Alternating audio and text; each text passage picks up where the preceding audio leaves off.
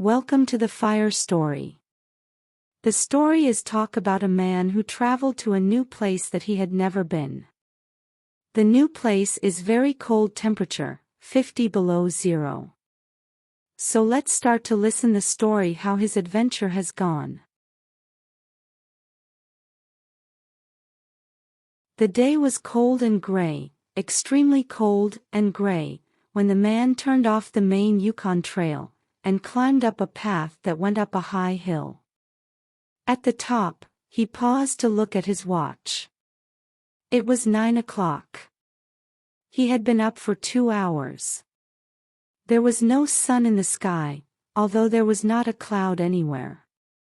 It had been days since he had seen the sun, but that did not worry the man. Although he was a newcomer to the land, he knew about the Yukon and how it was there. The man looked along the path he had come. The trail was hidden under the high feet of ice and snow. Everything was pure white for as far as he could see. The man continued to walk. It was colder than 50 below, but the temperature did not matter to him. He was heading for the camp beyond, Henderson Creek. The other men were already there. He had gone by himself to check out some lumberland he wanted to buy. He calculated that he would get to the camp around 6 o'clock. There would be a fire going and the men would have supper ready for him. He thought of food, and he pressed his hand against the bundle under his jacket. He had some bread, wrapped in a handkerchief under his shirt. That was the only way to keep the bread from freezing. At the man's heels trotted a big gray dog, a husky. It was unhappy about the terrible cold. The dog did not know that it was actually 75 degrees below zero. But it knew that it was no time for traveling. The dog expected the man to go into a camp or to seek shelf and build a fire. The dog had learned about fire, and it wanted fire. The man walked for several miles until he came to a small, frozen stream. He began to walk along the top of the frozen stream. The dog followed, its tail drooping. The man was very careful where he placed his feet. The stream was frozen, but he knew that there were springs that bubbled under the snow. These springs never froze, no matter how cold it got. They were traps that held pools of water under the snow. They might be 3-inch deep or 3 feet deep. The man knew that if his feet got wet, they would quickly freeze. He would have to stop and build a fire. He would have to take off his boots and socks and dry off near the flames. So the man walked carefully, and he studied the top of the stream as he looked for the hidden traps. One he had a close call. He felt the ice breaking under his feet. He heard a loud snapping sound, and he jumped away just in time. Another time, he suspected danger. To test the ice, he pushed the dog forward. Suddenly there was a loud crack, and the dog nearly fell through the ice. The dog jumped to one side and ice immediately began to form on the animal's paw. The dog licked of the ice. Then the dog dropped down in the snow and quickly bit off the ice from between its toes. The man decided it was time to have something to eat. He put the bread up to his hand under his jacket and shirt and pulled out the bread. Then sat down on the snow-covered log. He put the bread up to his face, but he couldn't eat. Ice had around his bread and covered his face. The man smiled at his foolishness. He had forgotten to build the fire to thaw himself out. Just then, he noticed a sharp sitting in his toes.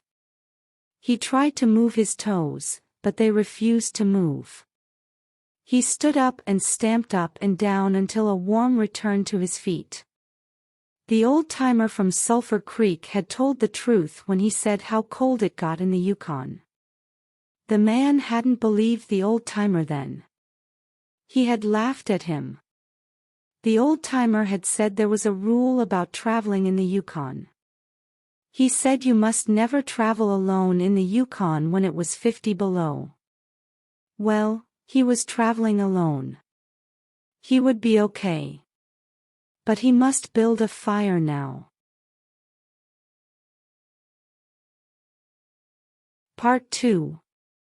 The man began to search for wood. Near the stream, he found a pile of twigs. Then he proceeded to make a fire. He worked carefully, and soon he had a roaring flame going. He thawed the ice from his face and was able to eat the bread. The dog crept close to the fire and felt satisfied. The man rested for a few minutes. Then he stood up and set out again. The dog was disappointed.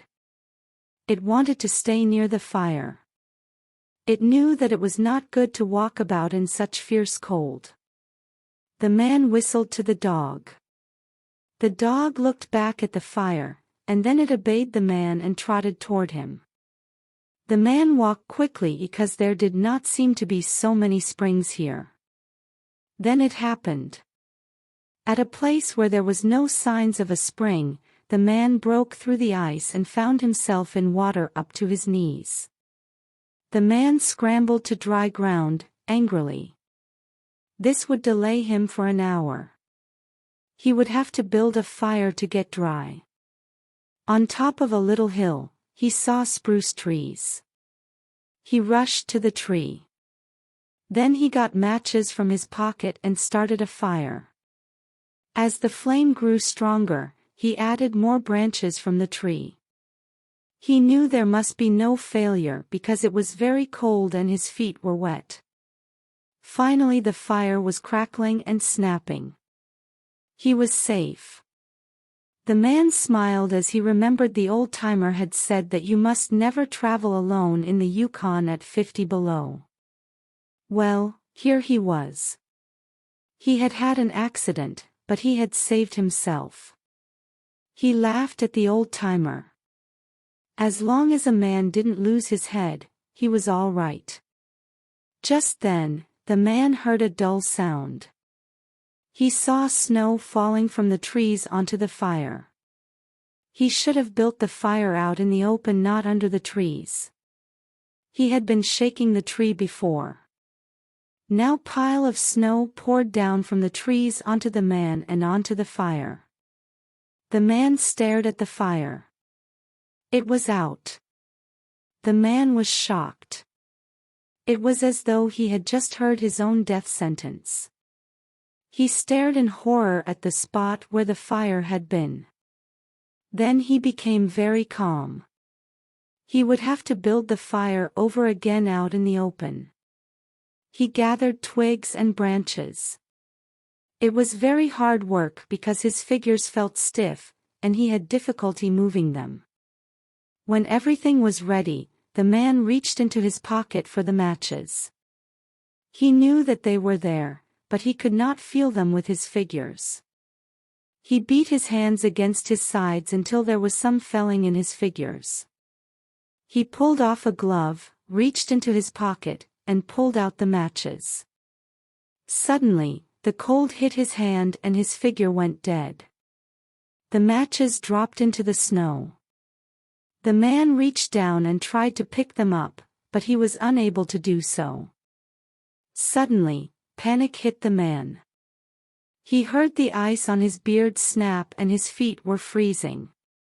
He began to run wildly, blindly, up the trail with the dog following him. Suddenly, the man's leg gave out and he fell into the snow. The man thought to himself, "Old-timer, you were right." Then the man drowsed off into the best sleep he had ever had. The dog sat facing him and waited. It had never known a man so sit like that in the snow and not make a fire. The dog whined loudly. It crept close to the man and smelled the scent of death. The dog jumped up, backed away, and waited a while. Then it turned and trotted in the direction of the comp it knew. There were the other men there who could build a fire.